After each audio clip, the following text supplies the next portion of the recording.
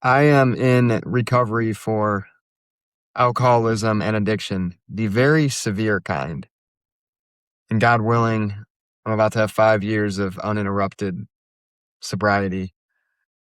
And those 5 years have been quite a journey. A much different and better journey than the prior life, but man, they've been a journey full of ups and downs and craziness and beauty and all of the above. And people ask me, what is peak presence?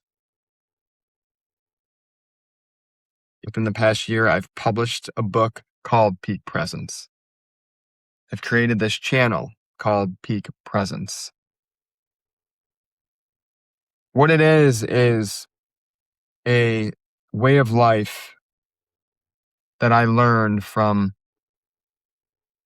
people who ultimately picked me up when I couldn't pick myself up and taught me how to live a life free from active addiction. And in its simplest form, it's really choosing to live authentically and vulnerably within the present moment, whatever that looks like. Because for me, addiction was largely about escaping the moment, escaping the feelings that I had. And a behavior or a substance was always the fastest way I knew how to do that. So in this journey I'm on, which is ultimately a spiritual journey, it's the journey that we are all on. The spiritual moments happen in the very human moments. The reality is life is hard. Life is challenging. Life can be painful. Life is uncertain. Life is constant work, whether it's in your professional life, it's in your relationship, it's as a parent, whatever the case may be. There's constantly going to be work and action and difficult actions required. But in spite of all of that, in spite of all of those challenges, grace continues to show up anyway. It seems to show up from something way beyond me.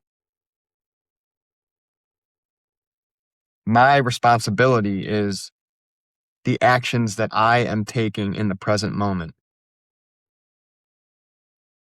As I continue on this journey of life, and to me, life is simply a spiritual journey that shows up as work, family, relationships. But as I continue on this journey, action seems to be so vital to our experiences. I take bad actions, I get bad results. I tend to have bad thoughts then, and then I take more bad actions. If I take good actions consistently, I tend to get good results. It's that simple. If I consistently do the next right thing for one day at a time, and then I do that all over again, on a macro cumulative scale, my life gets better. It's very logical if you think about it. So one day at a time, I try to turn my actions over to God. But I experience that and I get to learn what actions to take because thankfully God has surrounded me with people who have learned a better way of life and who are essentially my board of directors. I run things by them and they share their experience. They share what's worked for them. They help provide suggestions and guidance for things that I get so confused about every day. Work, family, relationships. Those are things I'm not good at, but I've got a lot of people who have a lot of experience who are providing a lot of wonderful value and suggestions. But what I have a lot less control over is my thoughts. My goal is to turn my will and my life over to the care of God or my higher power. So will is thoughts, life is actions. The actions, again, I have people teaching me how to act. Thoughts, at this point feel largely out of my control. It's a very, very gradual process to get a new thought system, a new belief system. But if I look at the evidence honestly, and this is where outside help helps with other people, my thoughts are changing. They're changing slowly and gradually, but they are changing. But often, again, I revert back to negative thinking or self pity. The positive in that is that I see it now, but I can't really change it sometimes. Again, it feels largely out of my control. How it changes is that gradual process of consistent action.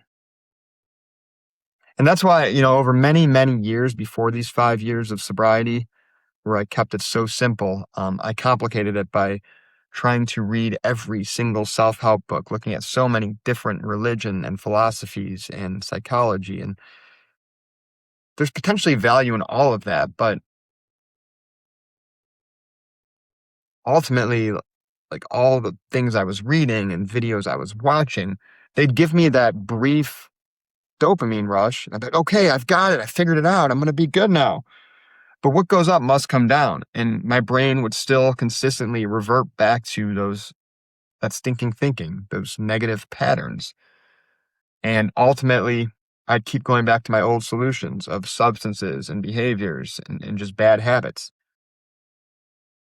And the only thing that has ever worked is just consistent action, turning my will and my life over to something way, way more powerful than me. And this is the easier, softer way. And it's quite simple, but it is difficult. The brain always seeks comfort. We have neural pathways. And if you just picture a forest with all this brush, there's well-worn pathways that have already been knocked down. There's been a machete that's knocked them down and it's there. It's well-worn. Your chemicals in your brain are going to try to seek that because it takes less energy. It's the path of least resistance. The good news is, and we know this from a psychological and scientific perspective, is that brains can and do change forever. We used to think that wasn't possible. We thought there was a certain age, I think it was like 36 or something, where you can't change your brain anymore, but that's not the case. It changes forever, and everything actually changes your brain. Every single thing impacts it. But taking a new action, an uncomfortable action, that's going to be super uncomfortable because that pathway is not well worn. So now you've literally got a machete and it's like hacking its way through, and it's taking a lot more energy. But you do that, oh, there's a slightly more open path, slightly. But then you do it again, and there's not as much brush, and then you do it again and again and again. And that's why consistent habits are so, so key. And that's why action is the greatest doorway to change. Love to hear in your comments any of your experience with this. I think we're all ultimately trying to get better and improve. Maybe some of you do have more control over up here than me. I sometimes wonder if it's legit mental health that I need help with. I don't know. Possibly. But please subscribe. If you found any value in this, do all the above. I appreciate the support. And, hopefully can all just make somebody's day a little bit better today.